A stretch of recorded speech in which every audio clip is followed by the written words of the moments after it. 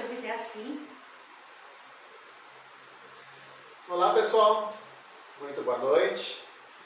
Hoje, quinta-feira, 20 horas, nós estamos aqui com mais um Conversando com Paulo Abrão. O pessoal aí já deve ter chegado em casa, comido alguma coisa, tomado um banho, vai entrando aí, vai vendo a nossa live.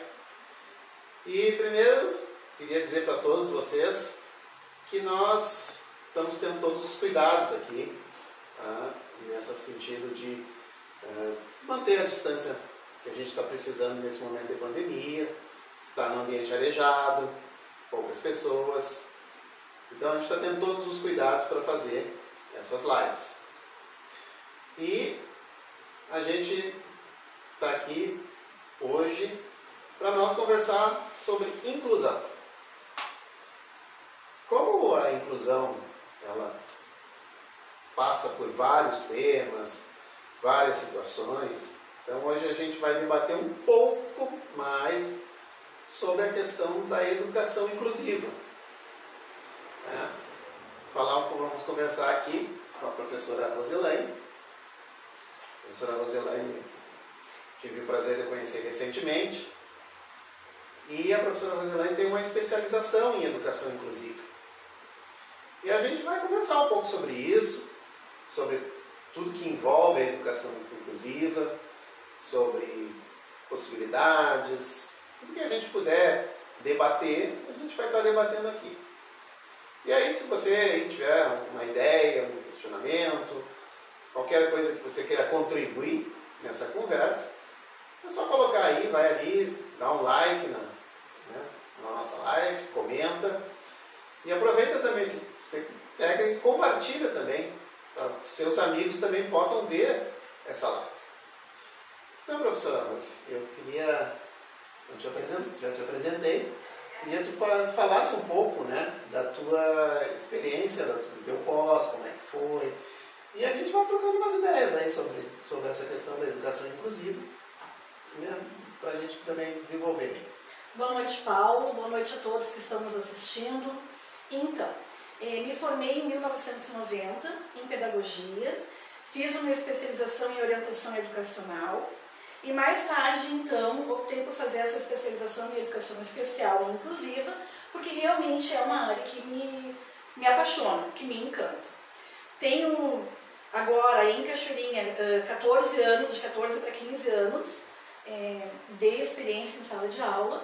Tenho experiência no município de Eldorado do Sul, mais 3 anos, Alvorada e Gravataí.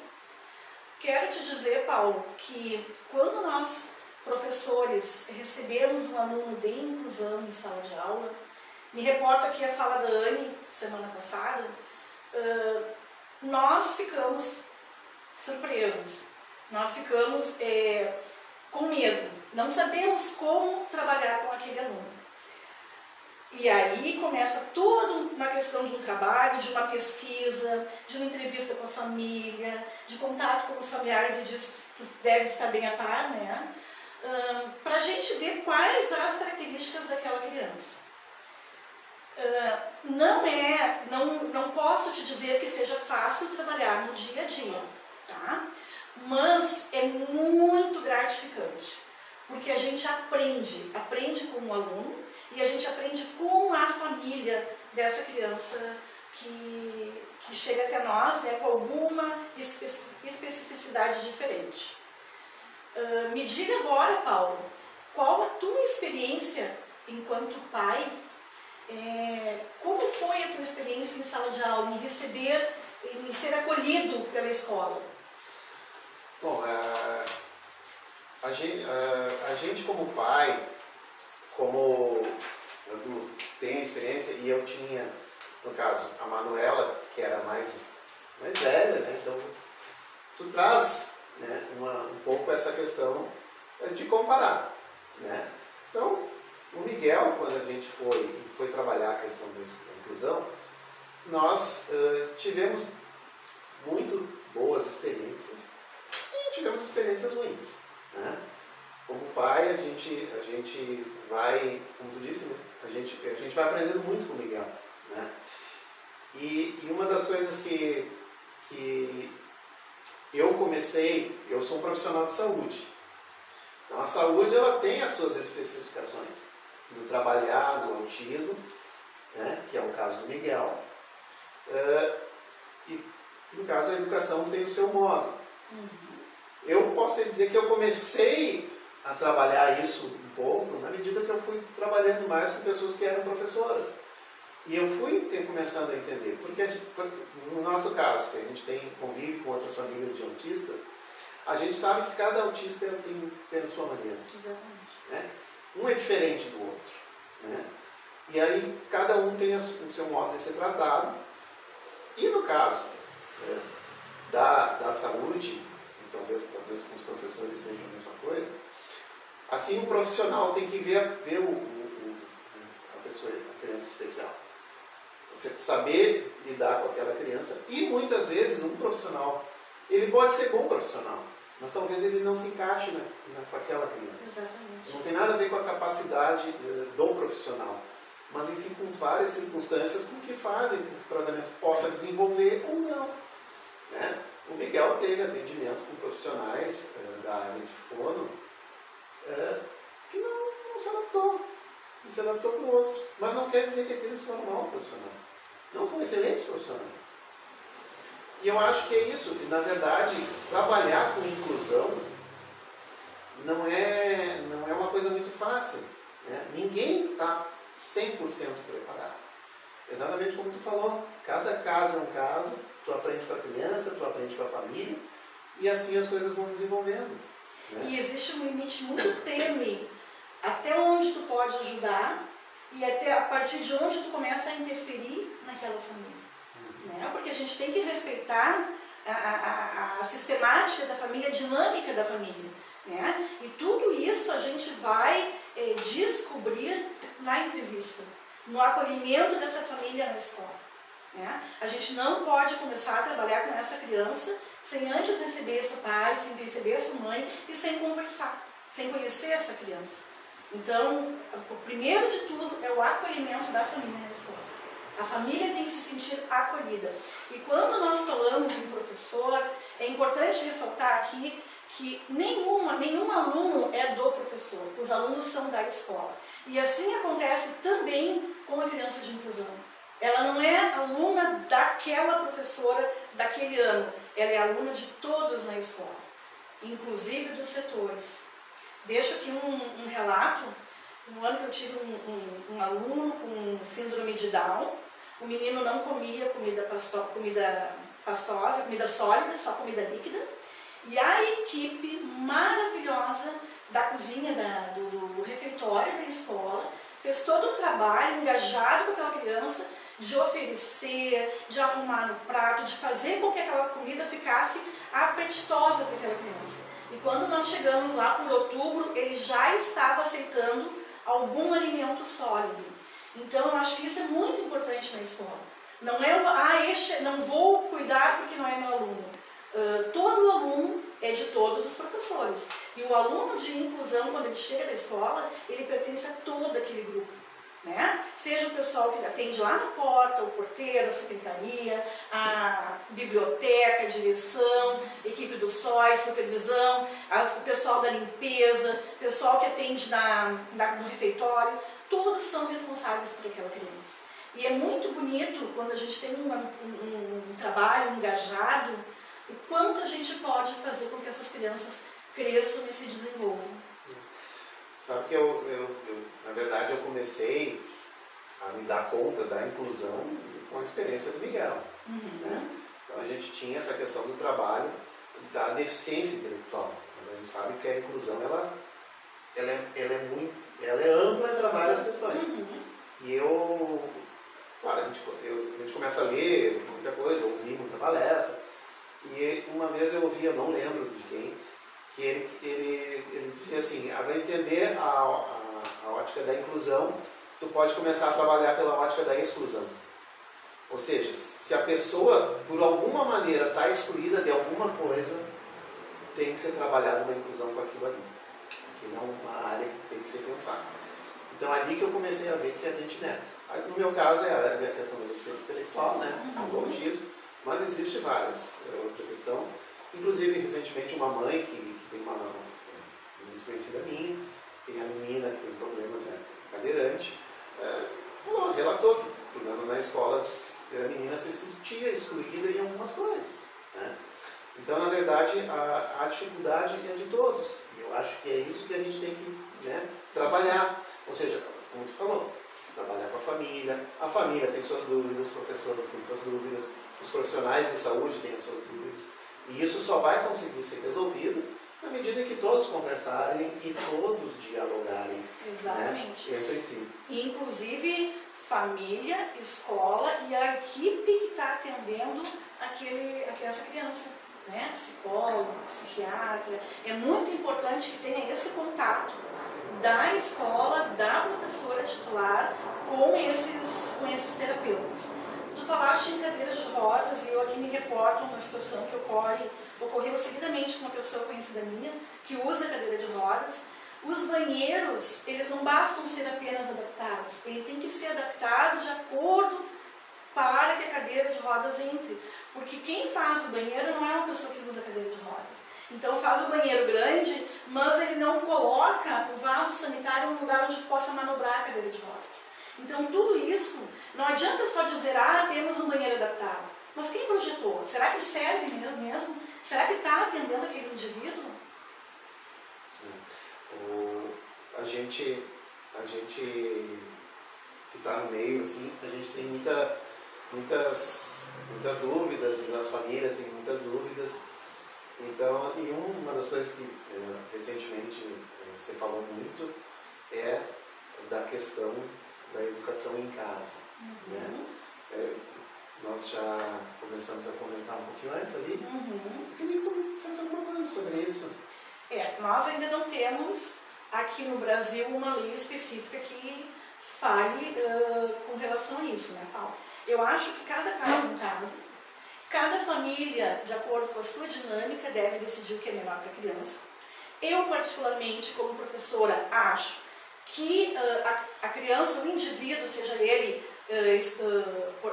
especial ou não, aprende com o outro. Tá? O que eu penso? Penso que em determinados casos, aí nós temos duas coisas, né? Primeiro, alguns casos a criança não consegue ficar as 4 horas em sala de aula. Então entramos na questão da suportabilidade. Sabemos que é muito difícil para as famílias, às vezes não tem carro, às vezes está chovendo, ir até a escola para ficar 1 hora e meia de aula. O que eu acho que seria o ideal? Que as escolas tivessem um ambiente de acolhimento para essa família.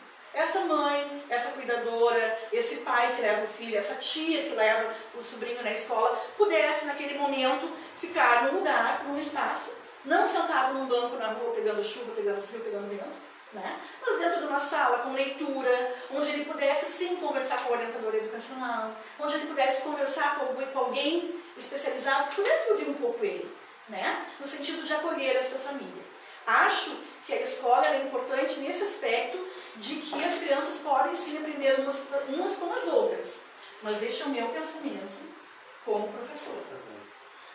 O que a gente vê que esse tema eu ouvi recentemente, né? Então nunca tinha ouvido falar. Não sei se é uma prática nos países, isso acontece, mas foi uma coisa que apareceu recentemente, que a gente notou que muitas pessoas começaram a conversar. E nessa questão de colocar-se assim, né, do ambiente escolar, da suportabilidade, né, a criança, né, por exemplo, no meu caso, Miguel, a gente sabe que ele tem um nível ali que ele presta mais atenção, que depois ele fazer uma outra atividade para que outras coisas poderiam ser feitas na escola? Então, eu costumo dizer assim, Paulo, te imagina entrando agora numa aula de russo ou numa aula de japonês. Tu vai assistir, tu vai tentar assistir por meia hora, 40 minutos. Depois dali tu começa a entrar em sofrimento. Determinados casos de inclusão acontecem mesmo. A criança consegue ficar, ainda com o monitor, né? A criança consegue ficar e assistir. A partir de um momento, começa a deixar de ser prazeroso. Quando deixa de ser prazeroso, perde todo o valor. Quando a criança entra em sofrimento e que pode, talvez, quem sabe, isso desencadear até um surto nela, né? Então deixa de ser prazeroso. O que eu penso? Que existem que a escola pode fazer, sim, alguns movimentos com essa criança, né? Para que ela, então, possa desenvolver as suas habilidades. Um projeto de pintura, projeto de contação de histórias, um tempinho na questão da informática, né? Dependendo da idade dessa criança, desse aluno, talvez um bordado, talvez um tricô, talvez um esporte. E esses movimentos a escola pode fazer utilizando os seus professores. Aqueles que têm, né, um pouco de carga horária sobrando, os próprios monitores que estão lá para isso. Então, eu acho que dá para adequar isso de acordo com as crianças e fazer com que fique realmente a escola mais prazerosa. Só que tu falou uma coisa que é interessante, que o Miguel, o ano passado, na escola, o monitor, né, conseguiu despertar no Miguel o interesse pelo computador. Até então não tinha. E foi um trabalho dele, né, na escola. E o Miguel começou a despertar esse interesse. Até então ele não tinha, claro. Ele começou a olhar vídeo, ele começou ali, daqui a pouco ele notava que ele botava o dedinho ali, que aquilo tirava da tela. Então ali começou a despertar o interesse que que em casa, mesmo tendo, ele não tinha. Mesmo a Manu lá está usando, a gente está usando, ele não tinha esse interesse.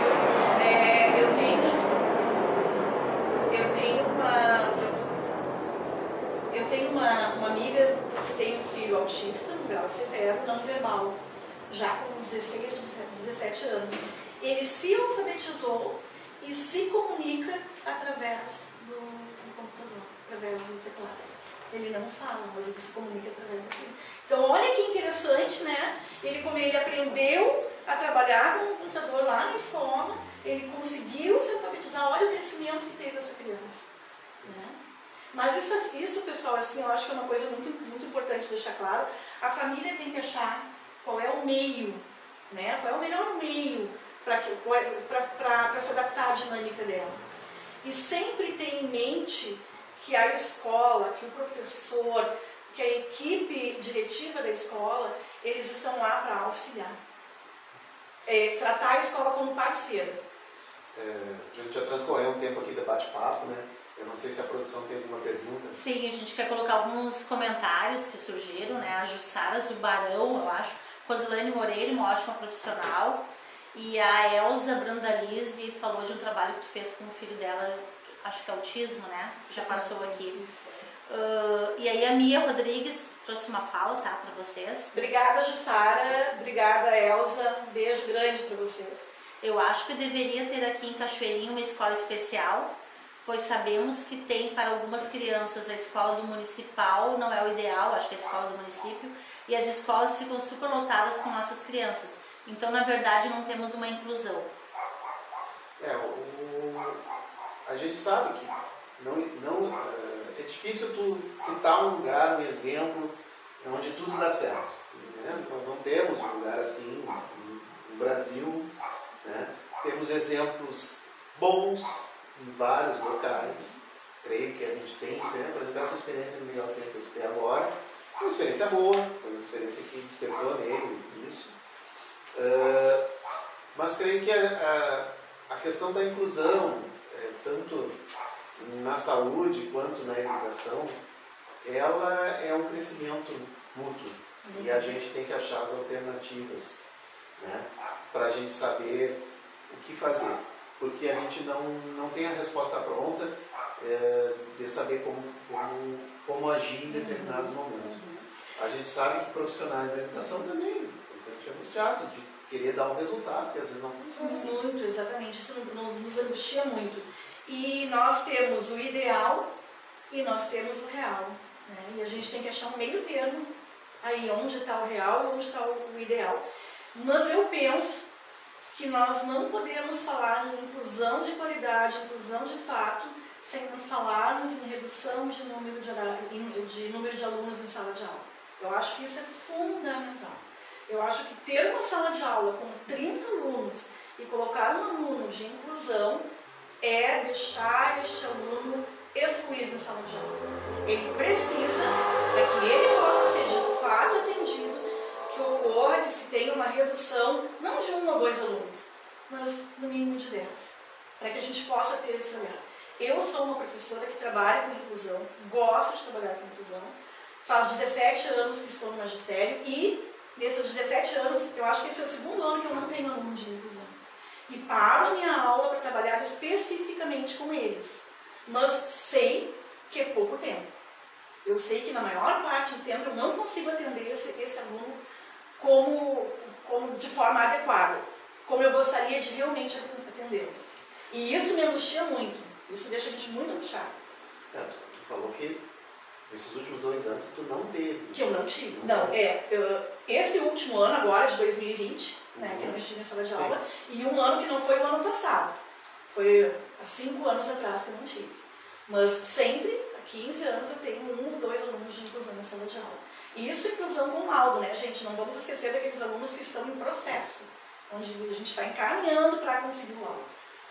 Sim, que é demorado, né, Paulo? Seja muito, muito grande, porque a questão de ter o laudo não é uma coisa fácil, né? Envolve o profissional da saúde, que muitas vezes tem que fazer toda uma série de exames, né? Envolve, às vezes, para fazer uma coisa bem feita, uma equipe, né? Não é só um neurologista, tem que ter um psicólogo. Então, para tu chegar a essa... Na verdade, quando o professor em sala de aula detecta alguma característica diferente nessa criança, começa todo um trabalho, todo um processo. Se vai a equipe ao SOI, a orientação educacional, se chama essa família e aí nós temos que ver também até que ponto essa família está preparada para receber. É isso que tu vai colocar e esse laudo. Tem muitas famílias que não aceitam. E aí se passam 1 ou 2 anos até que a família amadureça, porque isso também é um processo, né, Paulo? É um processo que é doído, é um processo que não é fácil. Então, até realmente se chegar ao laudo, não é fácil. A Michele está fazendo um comentário, perfeita colocação, Rose. Quantidade de alunos por sala é um tema diretamente relacionado à qualidade do ensino. A gente sabe que temos dificuldades, porque em épocas na educação deve ser da mesma maneira como na saúde. Na época de crise econômica é mais procurado um sistema público, né? Então a gente sabe que existe essa dificuldade de conseguir, mas essa maneira, como fazer isso, ela tem que ser realmente sempre debatida e sempre pensada como fazer da melhor forma, tá? Como que a escola vai se adequar, até porque, pelo que eu percebo, muitas vezes a escola tem escolas que têm muito crianças com deficiência intelectual, outras mais a questão de locomoção, de cadeirante. Então essas percepções é que é difícil no planejamento, mas num determinado momento tem que se começar a pensar em como resolver isso, né? Às vezes o que acontece? E se inicia o ano com um número de alunos reduzido, 2 ou 3, não estamos falando de metade da turma, né? E quando chega no meio do ano começam as transferências, aquela redução, a escola não pode negar a vaga, né? E aí acaba a turma ficando abarrotada de alunos. As dificuldades, né? São as dificuldades do caminho, né? Outra coisa que a gente tem que falar que é muito importante é a questão dos monitores, né? Tem casos que nós não podemos ficar em sala de aula sem monitor, e às vezes a gente não tem. Porque tem alunos que eles não conseguem ficar em sala de aula, eles fogem, eles saem. E aí o professor fica no impasse porque ele não sabe se ele vai atrás, se ele deixa 30 e vai atrás daquele aluno, ou se ele fica com os 30 e deixa o aluno. Então, realmente, a gente precisa de monitor e não é um por escola. Né? Sim. Isso eu já vivi comigo. Eu sei como é que funciona e como é que é. Então a gente sabe que ao mesmo tempo, e era isso que eu queria falar antes, né? Está aumentando o número de alunos de inclusão. Bom, então a inclusão, por um certo lado, está funcionando. Porque quando eu estava na escola, Claro, a gente não tinha muito essa questão, se falava muito pouco em autismo, né? A gente tinha uns colegas que tu imaginava assim, que tinham algum problema, alguma coisa, mas ninguém, não era muito claro. A gente achava estranho, né? Foi estranho. Mas aí tu tinha um caso, aí tinha ouvia falar do outro lá, não sei. Se hoje está tendo, é porque de uma certa maneira a inclusão está sendo vista e está se tentando buscar soluções. Eu acho que é isso que eu acho que isso também é importante, porque senão não estava todo mundo em casa. Exatamente. Não, nós temos a primeira LDB, né, Lei de Diretrizes e Bases da Educação Nacional, lá em 1961, e ali ela tratava as crianças com necessidades especiais, ela dizia os excepcionais, e não colocava eles em escola. Daí depois, 10 anos depois, a gente tem a segunda LDB em 1971, que aí já fala de portadores de necessidades especiais, que não são portadores porque eles não estão portando, eles não podem simplesmente chegar num lugar e tirar a necessidade e deixar ali, né? O portador é quem carrega. Então hoje se diz pessoas com necessidades especiais, que começou, mas aí em 71 na LDB eles já garantiam uma escola especial, não no ensino regular. Então, vê bem, Paulo, de 1961 para cá, quantos anos, né? Sim. É uma caminhada, é um processo, as pessoas também não sabiam, essas pessoas ficavam escondidas em casa, as famílias tinham vergonha de ter essas pessoas na família, né? E hoje não, hoje eles estão aí nos surpreendendo. Nós não podemos dizer até que ponto ele vai, nós não podemos dizer não vai se alfabetizar. Quem disse? Olha esse filho da minha amiga que se alfabetizou, ele é não verbal, no tablet. Então, a gente não pode colocar limites. Eles têm limitações, mas não limites. Sim. A gente já li relatos de mães de autistas que relataram que o filho começou falando inglês, né? Não começou pelo português. Então, da onde essa criança foi da TV, foi do tablet, onde é que essa criança tirou isso? Então essa criança tem alguma habilidade para ter a percepção do conhecimento. Claro. Então são essas coisas que eu acho que esse ano muito vem se debatendo na inclusão, mas acho que esse ano, com essa questão que as aulas foram interrompidas, a educação está debatendo muitas coisas a esse respeito, né? Que visão da educação vai ter daqui para frente? Exatamente. Né? O papel do professor. O papel do professor, como desenvolver isso. E aí a gente fica, né, procurando alternativas. Eu acho que a participação da comunidade, dos pais, de famílias, isso é muito importante. Eu queria ver, tem alguma pergunta aí, né? Tem uma pergunta minha, uma curiosidade para vocês. Para ti, Paulo, como pai e como professora, qual é a reação dos colegas desses alunos de inclusão na sala de aula? Como eles reagem com o Miguel e como eles... Queria que vocês colocassem essa experiência. Bom, com o Miguel, como ele está com 7 anos, ele teve, eu acho que ele foi para a escolinha com 2 anos, né? Tanto que uma das primeiras questões, quando a gente buscou, estava buscando um diagnóstico, um aconselhamento que nos deram foi, ele não estava na escolinha, colocaram numa escolinha. Colocamos ele numa escolinha. Eu posso dizer que todas as experiências com colegas foram excepcionais. Né? Positivas, né? Positivas, assim, extremamente positivas, ao ponto de hoje, lá em casa, tem uma foto ali na televisão, onde fica a TV, está escrito amor, e tem uma fotinha do Miguel com uma coleguinha. Essa coleguinha foi colega em 2 escolas, e ela se colocava como a cuidadora dele. Era a pessoa que ajudava a entrar na sala, sabia, o Miguel, às vezes eu chegava para buscar, o Miguel está lá, não sei, o Miguel foi no banheiro, ela sempre sabia onde o Miguel estava. Então, as experiências com os coleguinhas, com as crianças, sempre foi positivas, né? Inclusive, assim, em algumas escolas assim, que teve reunião de mães, da professora dizer que os coleguinhas ajudavam o Miguel, das mães se emocionar que a sua filha estava ajudando o Miguel. Então, isso sempre foi extremamente positivo. Né? Isso Particularmente, eu não deixo que nada diferente disso aconteça na minha sala de aula. Né? A gente tem que ter um olhar e um cuidado para a reação dos outros colegas. Tive um aluno que entrava, quando tinha muito barulho, muita agitação, ele entrava em crise. Aí ele tocava a cadeira, ele gritava, ele batia. E quando a equipe vinha para tirar ele da sala de aula, naquele momento eu aproveitava para conversar com o restante da turma.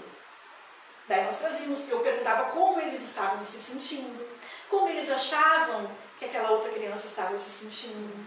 Falávamos do direito que eles tinham de estar ali, do direito daquela outra criança de estar ali, né? Do sentimento da mãe daquela criança. Então isso foi todo um trabalho assim, que foi feito, não que eles não gostassem do colega, pelo contrário, mas eles se assustavam. Né? Quando caía uma cadeira, eles se assustavam. E o que eu colocava para eles? Quando vocês perceberem que ele está agitado, vamos fazer silêncio, vamos falar mais baixo, não vamos levantar da mesa. Quando chegamos no final do ano, eles já percebiam. E eles começavam a dizer fulano, fulano, fulano. E as crises foram se desgastando e chegou no final do ano ele não tinha mais.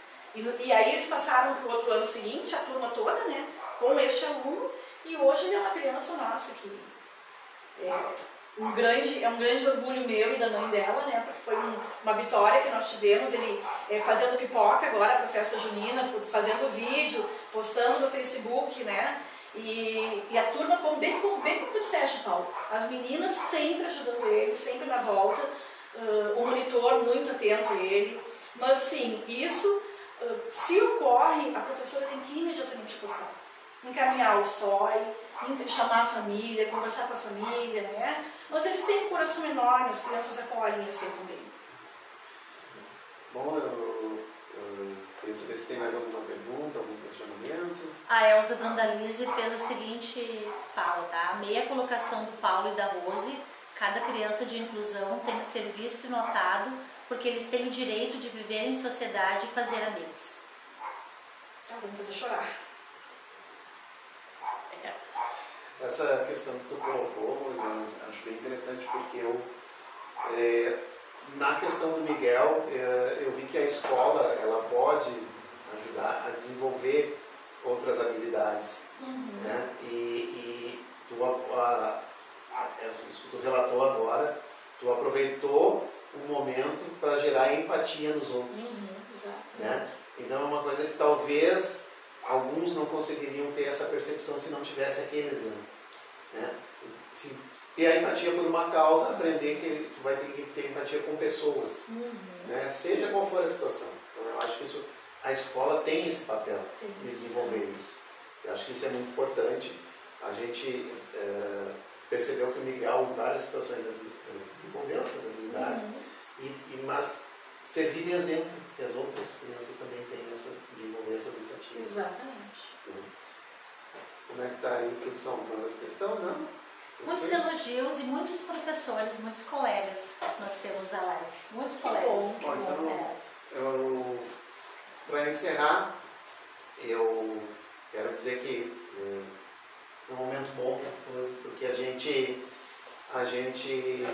muitas vezes tu tá no trabalho, tu acaba às vezes muito teorizando, né? Aquela coisa do desenvolver um projeto para fazer isso, para fazer aquilo, mas às vezes a gente tem que sentar e ter uma conversa descontraída, porque as ideias surgem, né? Muitas vezes é isso, né? Que a gente também tem que ter esse momento em que tu tenha uma conversa, que tu debata ideias, que tu consiga achar um caminho.